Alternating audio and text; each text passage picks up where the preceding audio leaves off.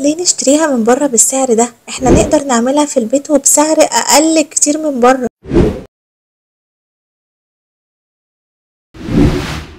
طب شايفين الطبقات؟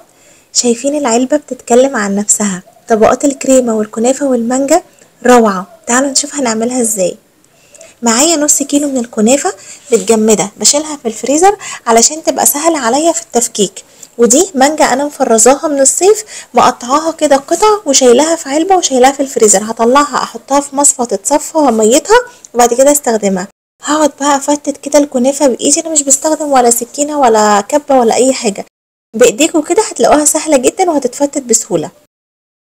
بعد كده بقى ما هفتتها كويس جدا.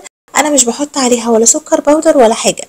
هحط عليها كوباية من السمنة السايحة، وهبتدي ان انا افركها كويس جدا واخلي السمنة تدخل في كل المكونات بتاعتها. اخليها تدخل كويس جدا كده في كله. شايفين بقى ازاي سهلة جدا ومش محتاجة اي حاجة. هجيب صينية كبيرة وافرد فيها الكنافة واحطها في الفرن تحت الشواية كده، وكل شوية اقلبها. هبتدي الاقيها ان هي تاخد كده لون، هقلبها تاني. هعمل معاكم بقى طبقة الكريمة قبل ما الكنافة تتحمر. معايا كيس من الكريم كراميل من غير الكراميل بتاعه، واحط عليه معلقتين سكر وهحط عليه كوبايتين من اللبن، وهبتدي ان انا اقلبهم على البارد، وبعد كده ارفعهم على النار. وده قوامه بعد ما اترفع هو مش بيتقل، هو بس بيغلي، لكن قوامه ما بيتقلش. وهحطه انقله في بولة تانية وابتدي ان انا اشيله في التلاجة، ونشوف بقى هنشتغل بيه ازاي. دي كده طبقة الكريمة اللي هشتغل بيها. بعد كده هبتدي ان انا بقى اطلعها من التلاجة بعد ساعتين كده ولا حاجة، افككها شوية واحط عليها 3 معالق من الكريم شانتيه. وبعد كده ابتدي ان انا اضربها تاني بالمضرب. مش قادرة اقول لكم طعم الكريمة دي روعة وخيال ازاي.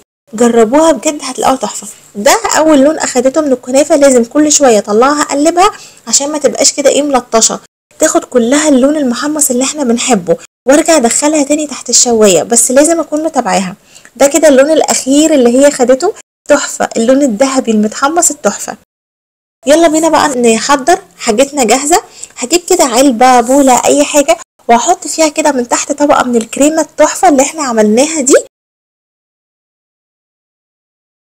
في اي حاجة بقى انتوا عايزينها. شايفين القوام الكريمة هيكون سايل شوية، بس لما تحط في التلاجة هتمسك وتبقى تحفة. هاخد بقى الكنافة بتاعتي وابتدي ان انا افردها زي ما هي كده، محطتش عليها اي حاجة، وافرد طبقة كده خفيفة من الكنافة في العلبة، ابططها كده فوق الطبقة بتاعت الكريمة. وبعد كده هحط الكريمة المتبقية في كيس عشان يبقى سهل عليا، وانزل بيه كده دوران عشان يبقى متساوي، وفي نفس الوقت ايه ما يبوظليش العلبة، يبقى شكله حلو. وابتدي بقى اخبطها كده خبطتين. واكون طبعا في الفترة دي مجهزة بقى المانجا، فكت معايا اهي، وكان طعمها ولونها تحفة كأنها مش متفرزة ولا اي حاجة. وابتدي احط عليها بقى طبقة. بعد ما احط المانجا، حابين تفردوها تدهنوها بطبقة كده من العسل او جيل التلميع اوكي، لو هتاكلوها في نفس اليوم خلاص. وده شكلها تحفة.